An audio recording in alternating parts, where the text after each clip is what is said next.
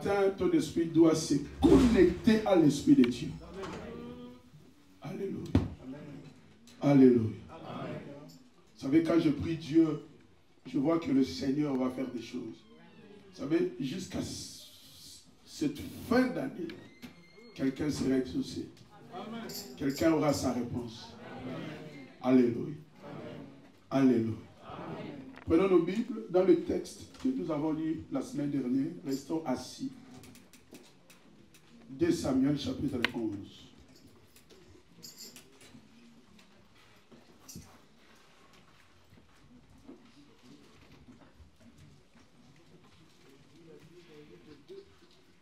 Deux Samuel chapitre 11 à partir du verset 1. Non, lis le verset 4. Verset 4.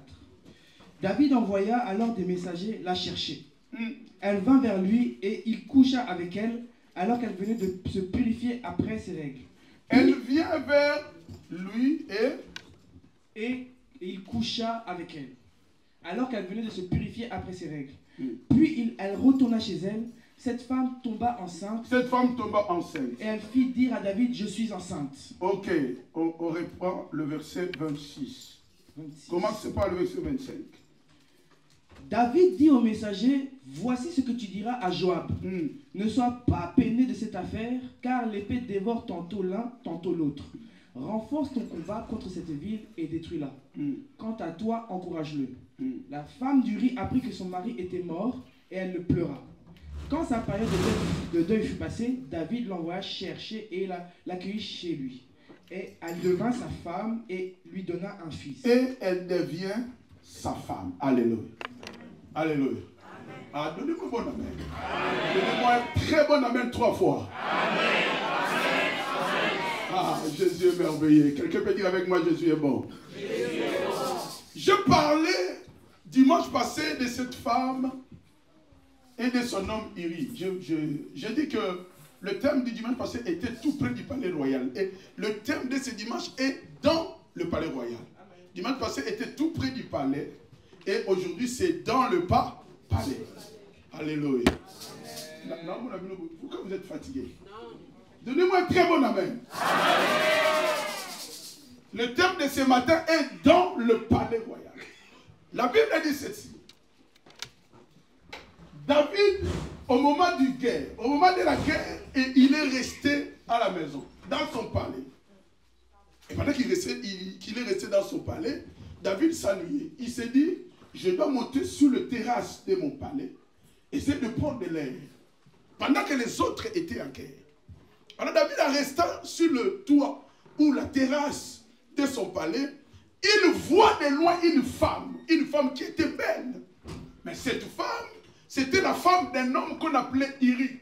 Iri, c'était un étranger. C'était un mercenaire. Ce n'était pas un Israélite. C'était une personne qui était là pour aider Israël. Qu'est-ce que David va faire? David va prendre cette femme et David va coucher avec cette femme. Mais je vous ai dit une chose dimanche passé que je vais marteler encore. Bethsabée, celle qu'on appelle Bathsheba, son nom, cela veut dire fille de ma promesse, de mon serment. Pas de ma promesse, mais de mon serment. Fille de mon serment. Et Iri, qui était son mari l'étranger, son nom définissait ma lumière ou ta lumière. Alléluia. Alors, Bethsabée, celle qu'on appelle Bathsheba, avait une grande destinée. Le problème de Bethsabée ou Bathsheba, elle était loin du palais. Or, sa destinée était liée au palais royal. Mais pour qu'elle rentre dans sa destinée, il fallait qu'elle rencontre sa lumière qui était Iri. En fait, je vais vous expliquer les choses. Iri était prédestinée à faire sortir Bethsabée là où elle vivait. La ramener tout près du palais. Pourquoi? Parce que ceux qui entouraient le palais, ceux qui habitaient tout près du palais, ce n'était que l'élite du royaume. De vaillants soldats du royaume. Alors Bethsabée n'était ni vaillant ni soldat. D'ailleurs, son père était frappé par Dieu parce que son père, en quelque sorte, voulait décourager Israël dans son combat. Écoutez, je vais te dire une chose. Ceux qui cherchent à te décourager dans tes combats le Seigneur prendra soin d'eux. Il y a des combats qu'on n'abandonne pas. Il y a des combats qu'on ne laisse pas.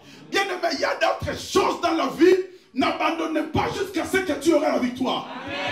La Bible dit qu'Israël, l'homme de Dieu Josué, a arrêté le soleil jusqu'à ce qu'ils ont eu la victoire. Des fois, bien aimé, il faut avoir cette onction-là, cette attitude-là, d'arrêter le soleil jusqu'à ce que la victoire apparaîtra. Je prie pour toi ce matin en disant ceci. Le soleil ne se couchera pas jusqu'à ce que tu verras ta victoire. Iri, son nom c'est ma lumière. Maintenant, Bathsheba, une femme qui avait une grande destinée, mais qui vivait dans l'obscurité. Écoutez, je vais te dire une chose. Tu as une grande lumière, mais tu as besoin d'Iri pour qu'il t'amène jusqu'auprès du palais. La destinée de Bathsheba était dans le palais. La destinée de Bathsheba était dans le palais. Mais il fallait quelqu'un. Il y a d'autres personnes qui sont passées dans ta vie. Ils étaient là que pour te pousser un petit peu. Bien aimé, je vais te dire une chose. Ce n'est pas tout ce que tu as aujourd'hui continueront la route avec toi. Des fois, le Seigneur met à notre disposition des personnes qui nous ouvriront des portes. Tout simplement des portes, mais notre amitié ne continuera pas. C'est pour ça, des fois, il ne faut pas regretter les amitiés. D'ailleurs, je l'ai toujours dit, le vrai et le bon ami s'appelle Jésus. Iri, en fait, la Bible appelle Iri mari de Bethsamée. Donc c'était son mari, ça veut dire il l'avait doté.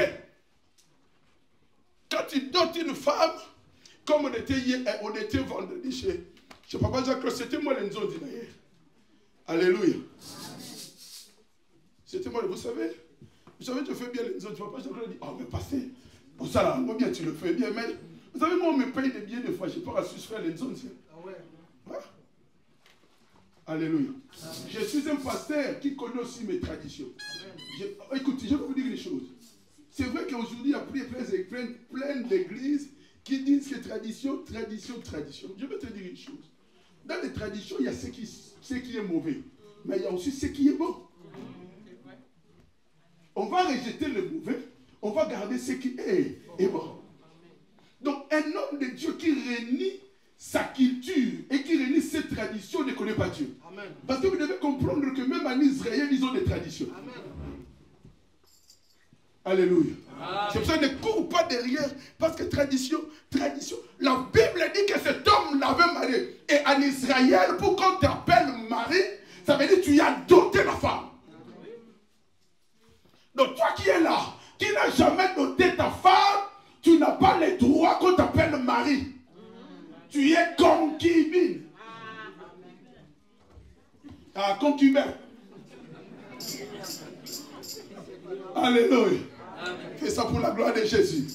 Donc si tu vis avec une femme ou tu vis avec un homme qui ne t'a pas doté, si Jésus revient aujourd'hui, vous restez.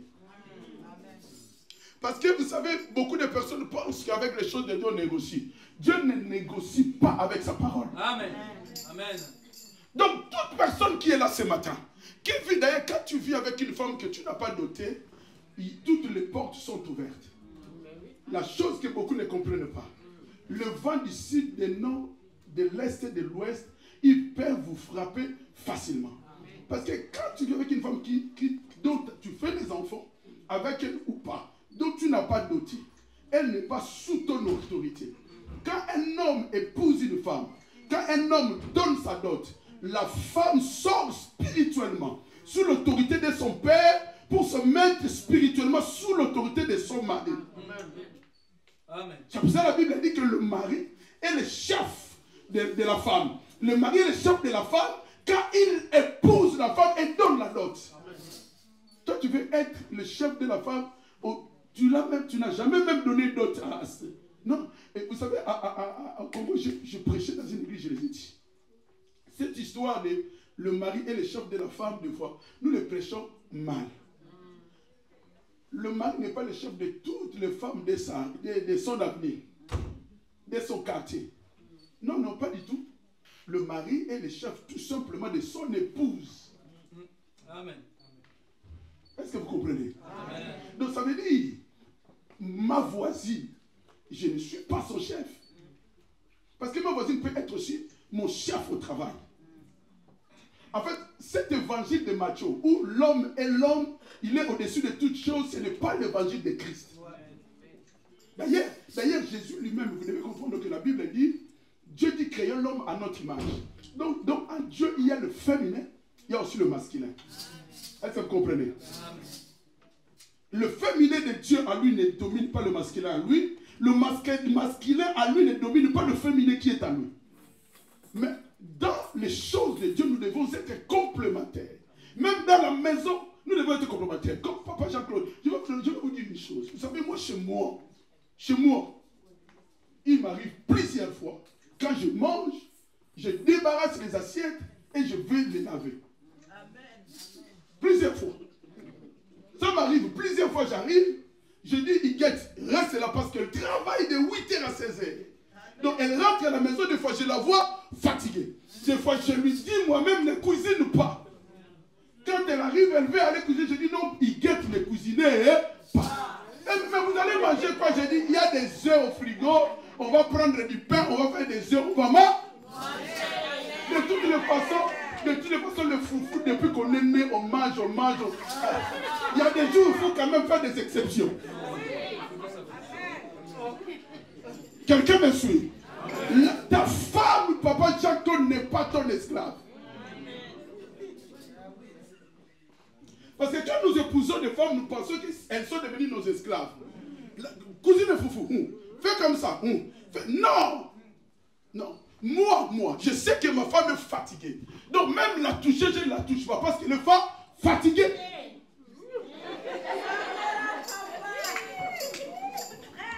La Bible dit que Bethsabée était la femme. Pour qu'on dise que tu es le mari d'une femme, il faut épouser cette femme. C'est vrai. Je veux bien aimer. Le jour du mariage de Brandon, je prêchais sur les 4 principes. Le premier principe, tu te souviens, c'était quoi? La liberté. Le premier principe du mariage, c'est la liberté. Ça veut dire, la femme doit se sentir libre, l'homme aussi libre. Quand je dis libre, ça veut dire quoi? Quand il y a trop de pression dans le mariage, ça explose après. Quand il y a trop de moulungué, tu vois, quand tu es trop moulungué, qu'est-ce que tu fais? Tu enlèves la veste. Parce qu'il y a trop de chaleur. Il y a trop de serré. Il faut faire de la sorte que l'homme soit libre, la femme aussi soit libre. Ça veut dire, il y a des choses dans un couple dont l'homme, tu dois avoir cet esprit-là de laisser la femme aussi décider. Parce que nous, surtout nous, souvent comme on prêche souvent cet évangile, moi j'appelle ça évangile de macho, où l'homme veut s'imposer. Non. Peut-être que toi, l'homme, tu ne travailles pas, mais ta femme travaille.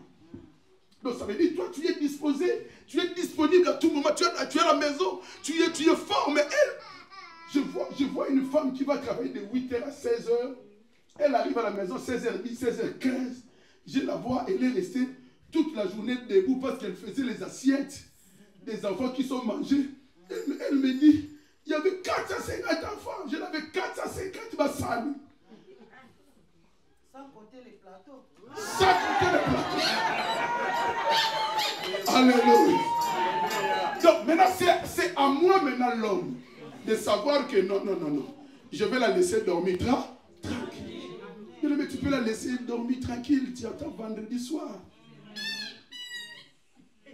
De toutes les façons, ça fait 35 ans que nous sommes ensemble. Il n'y a rien que tu ne connais pas. Ça fait 20 ans que vous êtes ensemble. Il n'y a rien que tu n'as jamais touché. Donc ça veut dire que tu peux aussi laisser jusqu'à samedi. Alléluia. Quelqu'un peut faire ça? Est-ce que vous me suivez?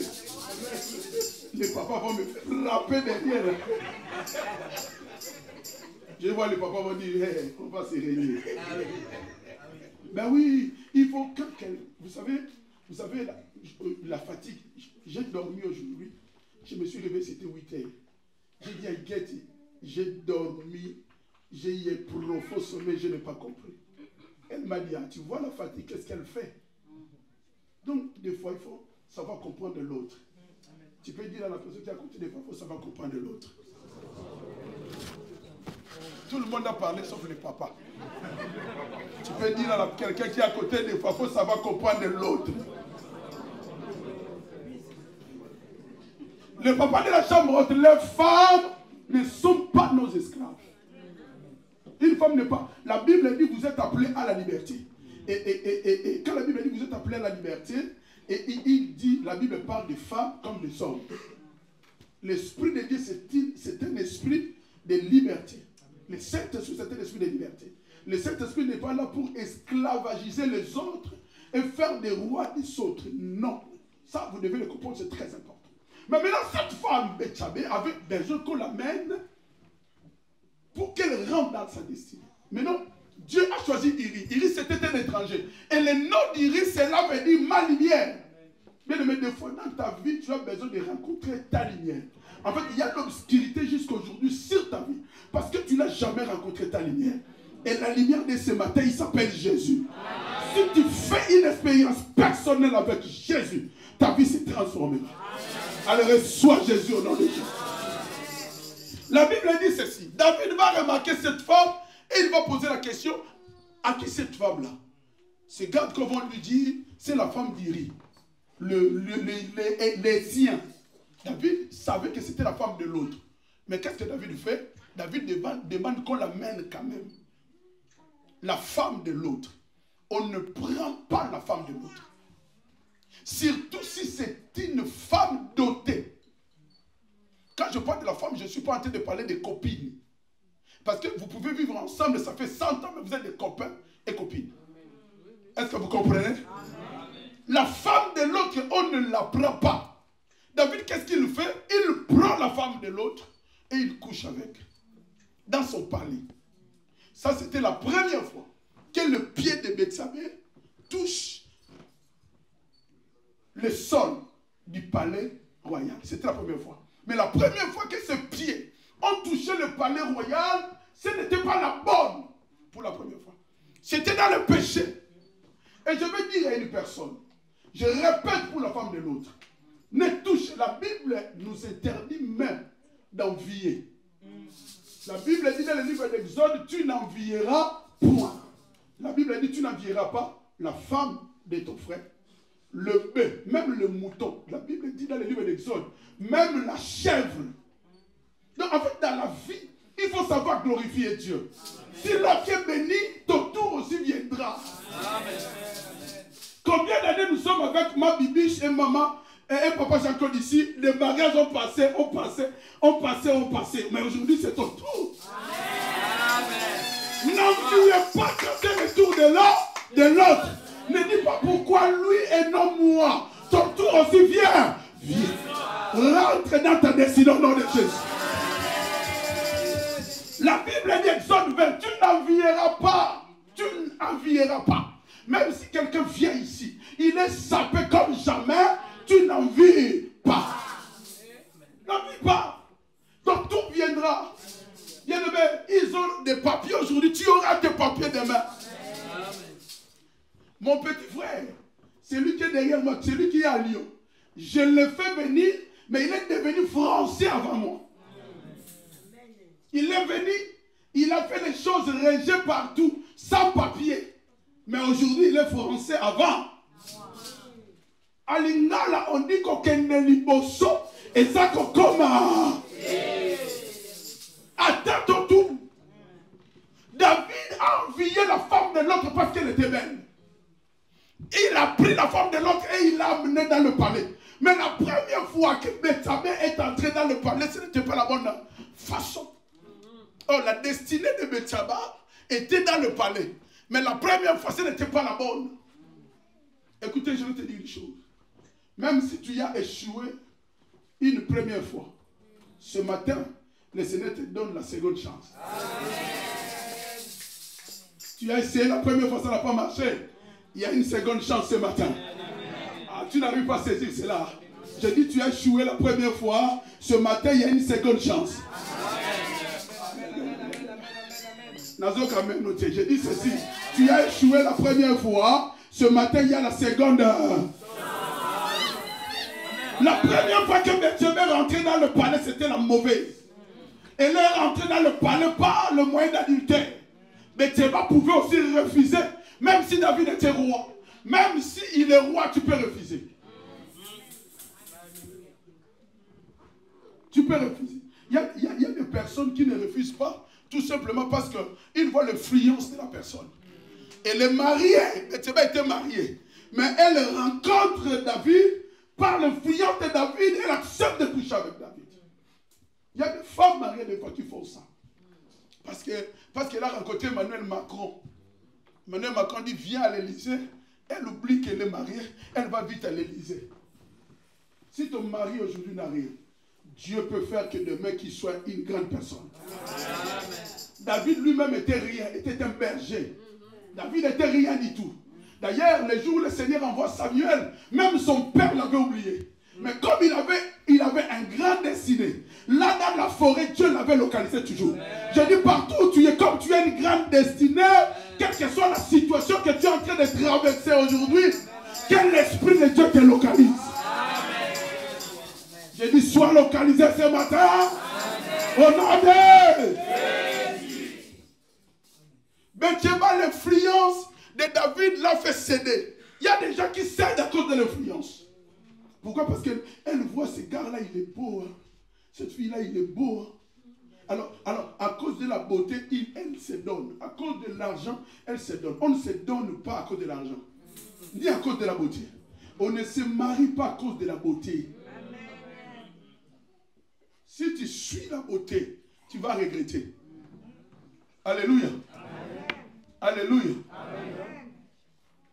Dans le monde, je voyais une mannequin très, très, très belle, mais qui était la femme de Syl. S'appelle Syl, le Nigérien. Tu ne peux pas penser que cette femme-là pouvait être la femme de Syl. Syl n'avait pas de beauté. Vous savez, la Bible dit que le Seigneur n'était pas beau. Tu vois, Jésus n'était pas beau du tout. La Bible dit qu'il avait le figuier fort comme une pierre, comme une roque. C'est ce que la Bible dit. Parce que quand on chante Mobile Ikito, comme vous croyez, non, il n'avait pas la beauté physique, Jésus. Il n'avait pas la beauté physique, pourquoi? Pour que les gens ne soient pas tirés à cause de sa beauté. Est-ce que vous comprenez? Amen. Ne soient pas tirés à cause de la beauté. Et on ne se marie pas tout simplement à cause de l'amour. Écoutez, on ne se marie pas tout simplement à cause de l'amour. On se marie parce qu'on a rencontré la bonne personne. Amen. Et on a examiné ses caractères. C'est pour cela la période de se connaître est très importante. Ils ont suivi la beauté, ils sont arrivés à la maison, ils pleurent jusqu'à aujourd'hui. Alléluia. Amen. Alléluia. Amen. Alléluia. Mais David l'appelle, elle pouvait refuser. Bien aimé, le péché, des fois, il faut le refuser. Le péché, il faut le fuir. La Bible dit fouiller. Fouiller. Ne te laisse pas influencer par la beauté ou par l'argent que quelqu'un a, ou la beauté où une personne a. Vous savez, la beauté des fois, la beauté, je vais vous donner un exemple. Vous savez, il y a plein de personnes ici qui ont par exemple 70 ans. Si tu vois leurs photos quand ils avaient 18 ans, j'ai vu la photo de papa Serge quand il était jeune, mais extrêmement beau gars. Hein? Ok, ancien beau gars. Non, mais c'est la vérité. Mais papa, quand j'ai rentré chez toi, j'ai vu une photo que tu as mis là. Mais tu vois, ces vieux-là, c'était des beaux gars. Mais plus si tu vieillis, plus ça fait.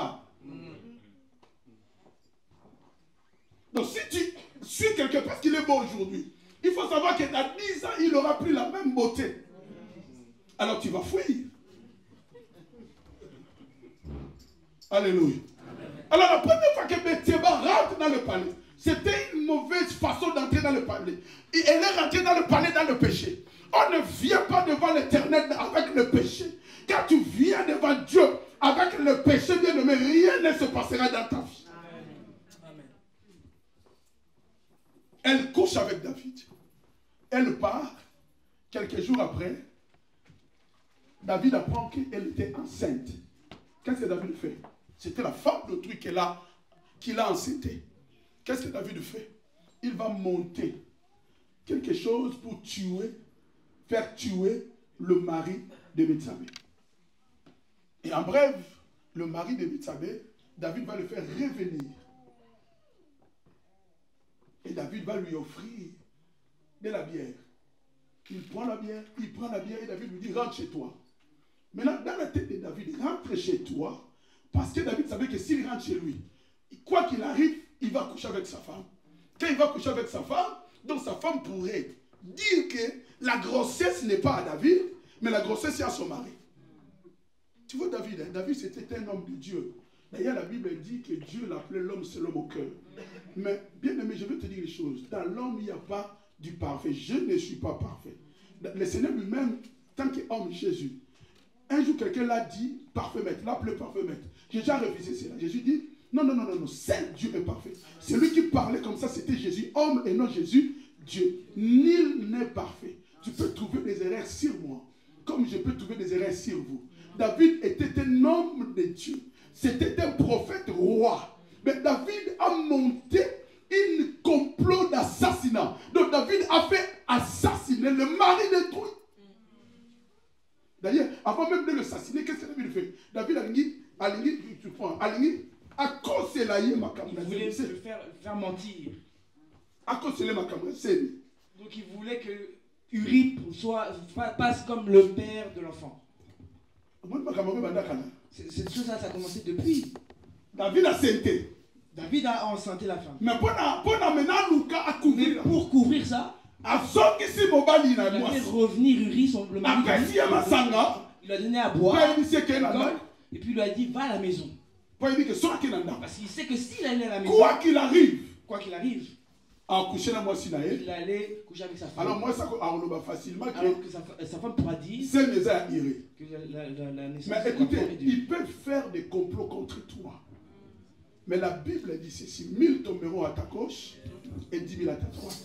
Ces jours-là, le plan de David a échoué. David a dit qu'il ira chez lui.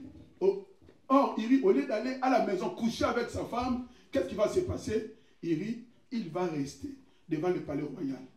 Mais Uri, il n'est pas parti chez lui coucher avec sa femme. Pourquoi? Parce que le plan de Dieu était que la femme d'Uri devait rentrer dans le palais royal. C'est pour cela qu'Uri ne devait pas y aller. Donc ça veut dire que dans le plan de David, il y avait un peu de Dieu dedans. Vous savez, des fois, Dieu fait des choses qui nous folles. Des fois, Dieu fait des choses qu'on ne comprend pas. Amen. Tu ne peux pas comprendre que Dieu n'a pas voulu que Uri aille chez lui. Parce que si Uri allait chez lui, il allait coucher avec sa femme, donc le plan de Dieu ne pouvait pas se réaliser. Je dis, quel que soit le moyen, les situations dans ta vie, Dieu réalisera ce plan. Je dis ceci, quels que soient les blocages, les cales que tu es en train de rencontrer dans ta vie, le combat que tu es en train de rencontrer dans ta vie, Dieu passera par tous les moyens. Dieu savait que Marie avait un homme. Dieu le savait que Marie avait un homme. Mais Dieu est allé voir Marie sans l'autorisation de son homme pour lui dire que tu es heureuse. L'Éternel t'a choisi parmi plusieurs femmes. Tu as reçu la grâce. Tu seras enceinte et tu enfanteras un enfant qu'on appellera Emmanuel.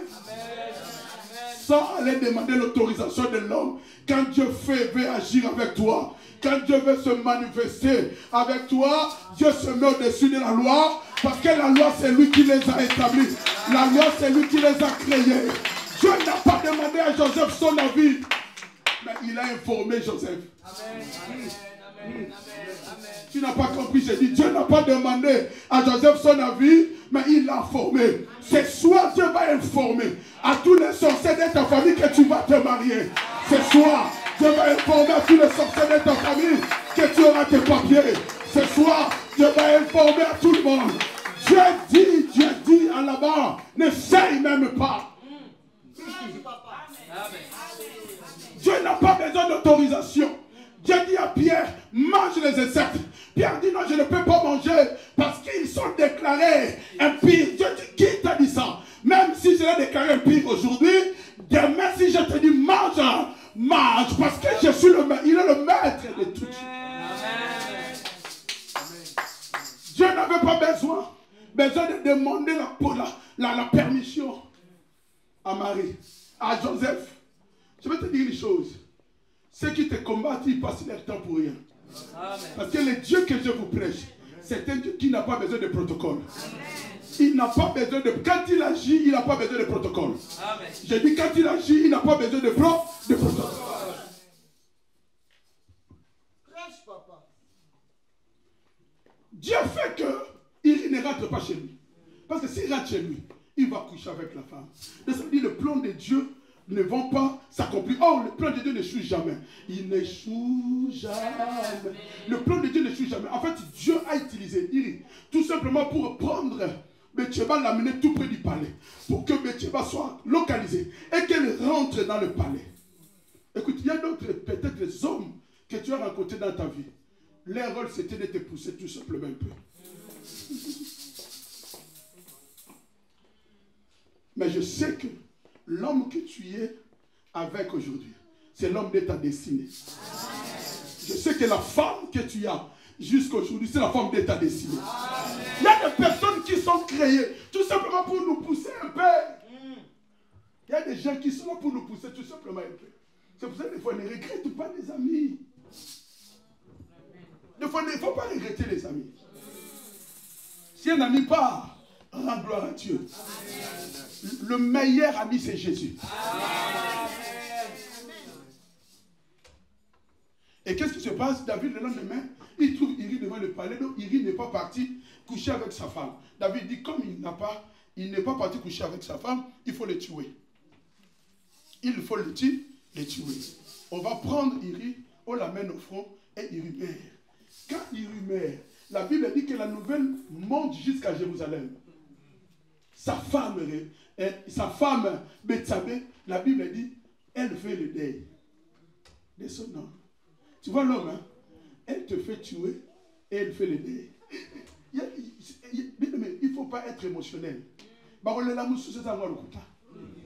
Et des pleurs, c'est faux. Il y a des pleurs qui sont faux, qui ne sont pas de l'amour. Je peux mentir en pleurant. Je peux faire exprès de pleurer. Je vais faire exprès. Maman n'a vu les La maman, c'est comment? J'arrive pas à parler de ma mère.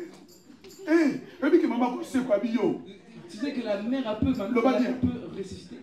Parle bien. Et ça n'a pas collé là. Ne sois pas émotionnel et ne te laisse pas à ceux qui pleurent. Ce n'est pas tout le monde qui pleure. Betsheba a pleuré son mari qui l'a fait mourir. Elle fait tuer son homme et elle pleure devant tout le monde. C'est pour ça, bien aimé, écoutez-moi. Il y a des gens qui t'aiment, mais qui ne te le disent pas. Mais ils t'aiment fort. Il y en a d'autres qui te le disent, mais ils ne t'aiment pas. C'est pour ça qu'il faut avoir l'esprit de Dieu pour savoir discerner ceux qui m'aiment réellement et ceux qui ne m'aiment pas réellement. Parce que vous savez, il y a des fois des gens qui cachent leur chair. Je parlais des combats des aînés la dernière fois.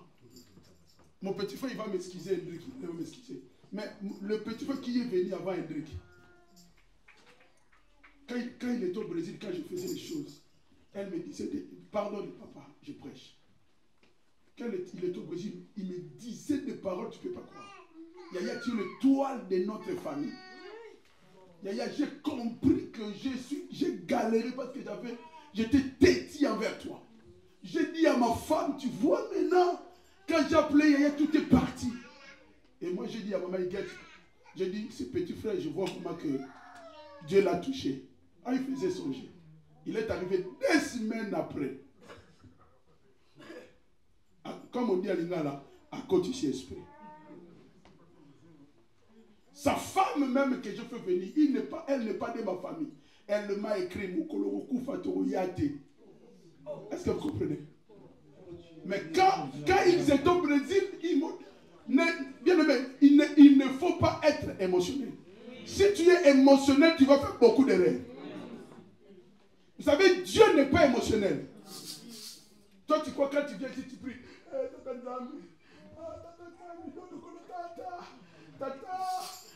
Toi, tu crois que Dieu est émotionnel. Dieu n'agit pas dans ta vie parce que tu pleures. Dieu agit dans ta vie quand tu vois que tu es juste avec lui. Tu respectes les choses. Tu vis dans la sanctification. Tu peux venir pleurer ici tous les jours. Ici, tu peux venir pleurer tous les jours. Dieu ne te répondra pas. Dieu n'est pas émotionnel. Quand on dit Dieu est amour, beaucoup pensent que Dieu est émotionnel. Dieu n'est pas émotionnel. Dieu n'est pas émotionnel. Dieu, la Bible a dit, il veille que sur sa parole. Pleurer ou pas, lui il reste sur sa parole. Quand tu pleures, lui il regarde la parole et il regarde ta vie. Quand il voit que ça ne concorde pas, il fait comme ça. La parole. Ne viens pas pleurer ici, mais cherche Dieu dans la vérité. La Bible dit l'heure vient et elle est déjà là.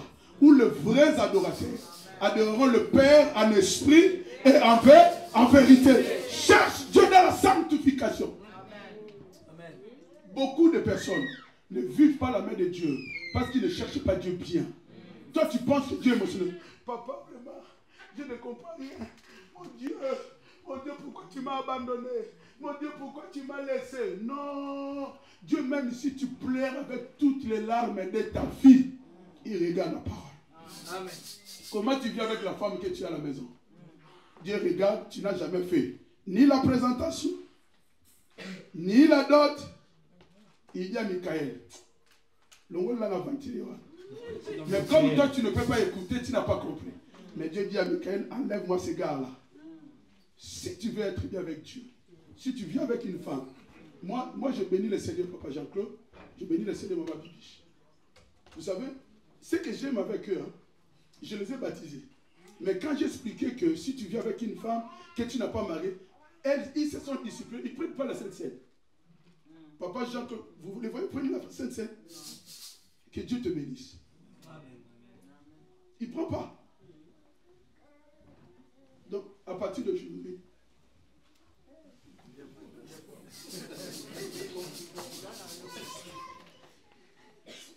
ça, on aura Papa Mazina. Vous savez, à Luanda, on avait un diacre, Papa Mazina. Papa Mazina, on avait un diacre, Papa Mazina. Papa, Simba micro avec toi. On avait un diacre, Papa Mazina. Papa Mazina, c'est tout ça, les Sainte-Seine. Quand on faisait la Sainte-Seine, il y a c'est là, oui, il attendait, parce que ça va rester. Avec le vin. Ceux qui Sainte-Seine, si nous avons la joie à revenir la moitié, il faut qu'il boive. Quand la Sainte-Seine est finie, tu dois jeter. Il disparaît. Donc on va le retrouver. Il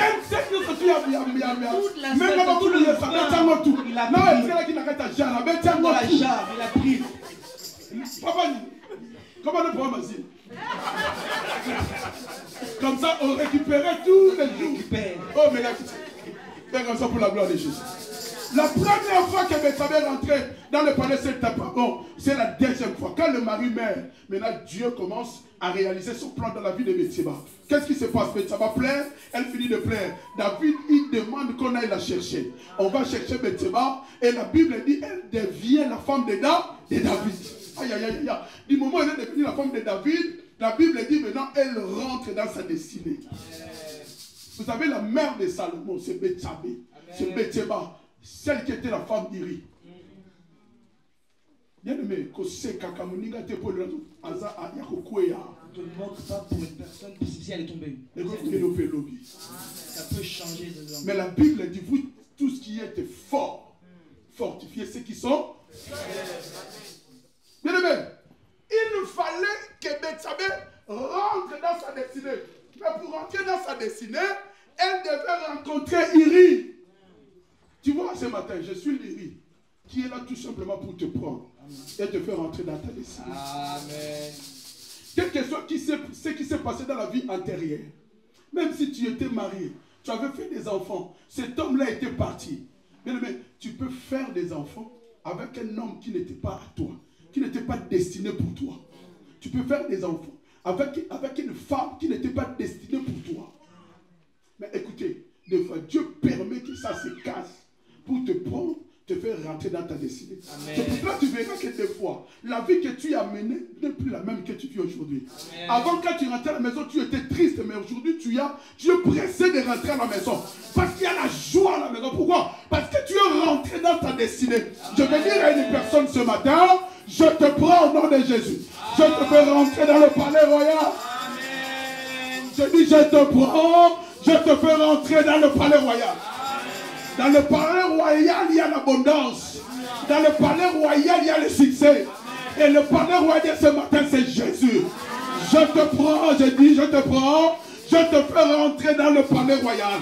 Au nom de... La destinée de Bethsabée était dans le palais royal. Mais elle vivait à Maloueka. Tu as une grande destinée. Si tu vois que cette route-là n'est pas bonne, laisse. Quand on était petit, je voyais nos grands-pères. Si un de ses enfants se mariait, une femme se mariait, une de ses filles est au mariage. Et que Amoni moi a souffrir. Et qu'elle voit cette fille souffrir. Vous savez qu'est-ce que les vieux faisaient?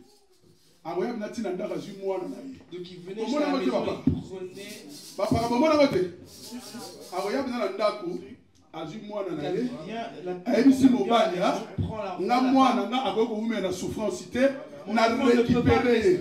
et là on a salé ce que je veux aujourd'hui, au nom de Jésus, là où tu étais, là où ça marchait pas, là où ça